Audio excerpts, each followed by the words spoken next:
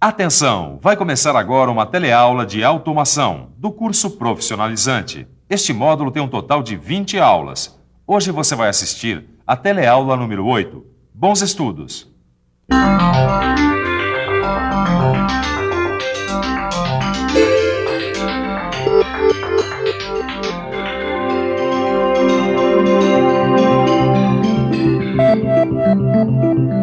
A eletricidade é muito importante para a automação. Os motores elétricos, os sensores, as bombas hidráulicas e os compressores pneumáticos precisam dela para funcionar.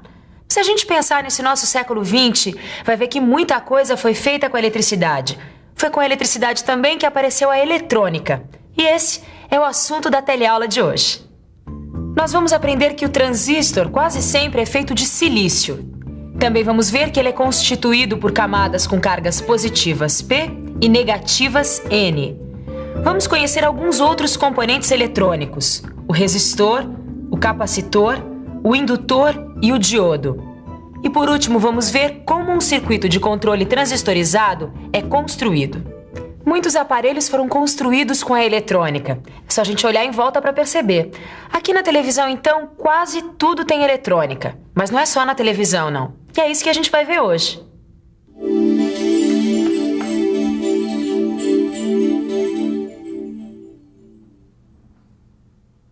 A eletrônica é o resultado do avanço da eletricidade. E nós precisamos dela para consertar este aparelho aqui.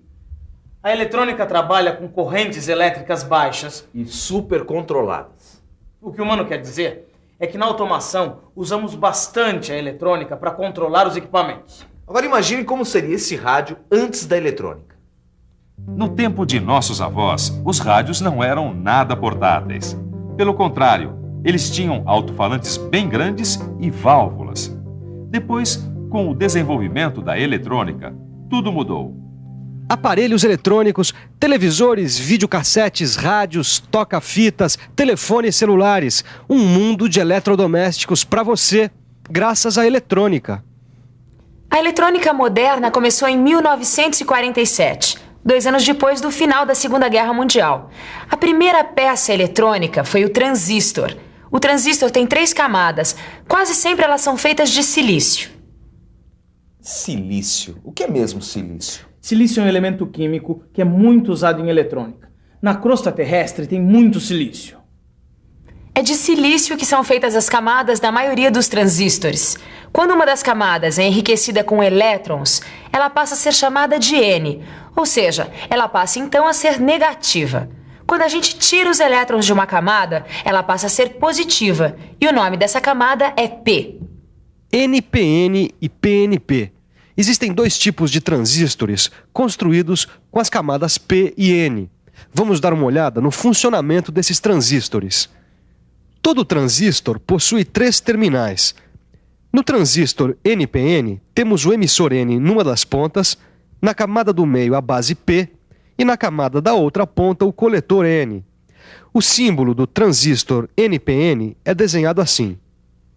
O transistor PNP é o contrário. Nas camadas das pontas, temos o emissor P e o coletor P, e na camada do meio, a base N. Aí temos também o símbolo do transistor. O transistor funciona como um sistema de água. O coletor seria o cano ligado na caixa d'água. A torneira seria a base, e o cano do qual sai a água, o emissor. A quantidade de água que sai depende de quanto a gente abre essa torneira. A corrente elétrica da base é que controla a corrente entre o coletor e o emissor. Vamos ver isso melhor? No emissor E é ligado o polo negativo da fonte de tensão e na base P, o polo positivo. Aí então, a grande quantidade de elétrons que está no emissor é atraída para a base. Como todos os elétrons não cabem na base, eles vão passando para o coletor C, que também está ligado a um potencial positivo, atraindo assim os elétrons. Observe que as cargas elétricas positivas se movimentam em sentido contrário ao das cargas negativas. A corrente do coletor IC e do emissor IE são controlados por IB, ou seja, a corrente da base. Mas agora, isso fica muito claro se a gente comparar o símbolo do transistor com o desenho dessa torneira. O cano de entrada seria o coletor, o registro da torneira, a base, e por onde sai a água, o emissor. E a água que sai pode ser comparada com o fluxo de cargas positivas no transistor. Certo. Agora sim, Muito bem. Torquato. Vamos ver agora alguns tipos diferentes de transistores.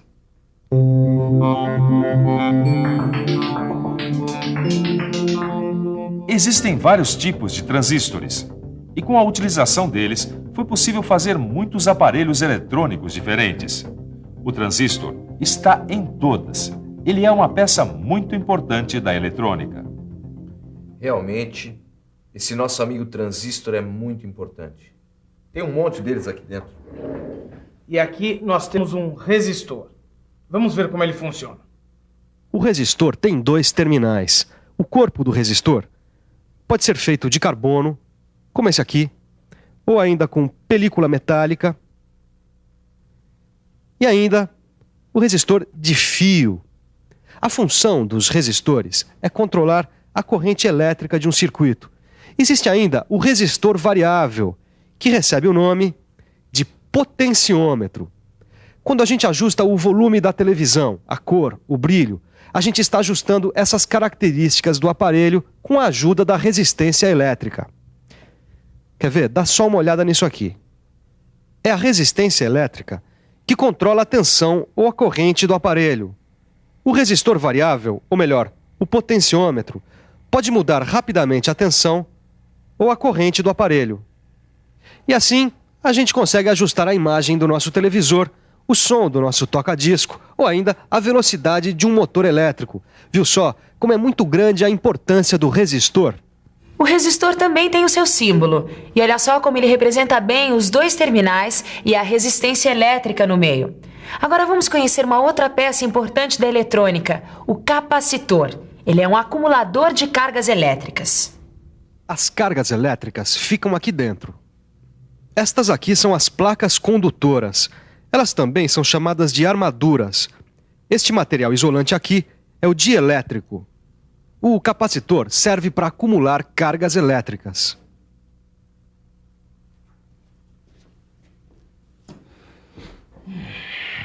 Cargas elétricas acumuladas, controladas e transistorizadas. Isso me deu fome. Ô, mano, você tem certeza que você não quer uma batatinha? Não, Torquato, muito obrigado. Eu gostaria mesmo era de conseguir terminar o meu serviço. Existem ainda 2 elementos importantes da eletrônica, o indutor e o diodo. Vamos ver primeiro o indutor. Ele tem a finalidade de criar oposição à variação de correntes elétricas no circuito. O indutor é uma bobina ao redor da qual são enrolados os fios condutores.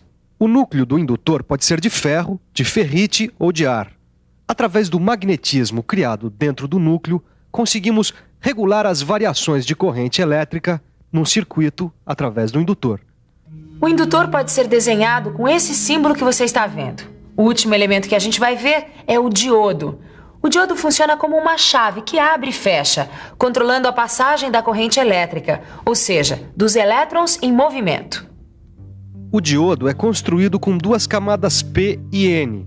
Quase sempre o diodo é feito de silício. Os elétrons em movimento passam pelo diodo quando entram pela camada N e saem pela camada P. O componente é usado como uma chave. Ele também fecha a passagem quando a corrente elétrica tenta passar de P para N. Existe também esse outro tipo de diodo, o LED. O LED é feito com fosfeto de galho. É por isso que ele emite luz quando é percorrido pela corrente elétrica. Esse componente também funciona como uma chave, como o diodo. Só que a energia produzida pelo fluxo de elétrons no LED gera luz visível. Para completar, vamos ver alguns desses componentes em um circuito de controle transistorizado para um motor de corrente contínua de baixa potência. Temos aqui um circuito de controle transistorizado para um motor de corrente contínua de baixa potência. Quando esta chave está aberta, não tem corrente na base do transistor. Sem corrente de base, a torneira do transistor fica fechada e aí não pode passar corrente entre o coletor e o emissor. O motor então não funciona, fica parado. Aí, quando a chave é acionada, a corrente de base começa a existir.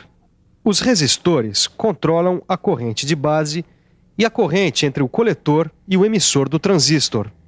Quanto maior é a corrente de base, maior é a corrente entre o coletor e o emissor. Também, maior é a corrente do motor, como observamos quando variamos o potenciômetro. O motor tem sua velocidade controlada com esse circuito. Quando a gente muda a resistência do potenciômetro, o R2 do desenho, a gente está mudando a corrente de base do transistor, aumentando ou diminuindo a potência do motor. Depois de aumentar a potência do seu conhecimento de automação, o melhor é revisar, para depois não diminuir o aprendizado. E atenção, se liga aí que é hora da revisão. Na teleaula de hoje, você ficou conhecendo um pouco do mundo da eletrônica. Você também aprendeu quais são os componentes eletrônicos mais importantes e quais são seus símbolos. E você também viu como é que funciona um circuito de controle transistorizado. Pronto, finalizei esse trabalho. Até que não era tão difícil assim, né? Como a nossa teleaula. Mas você tem que estudar bastante, porque senão vai ser difícil lembrar de tudo. Estudar é muito importante, é o que nós vamos fazer agora, porque ele acabou de comer essa batata. Não! Para com isso. Para! Diga isso.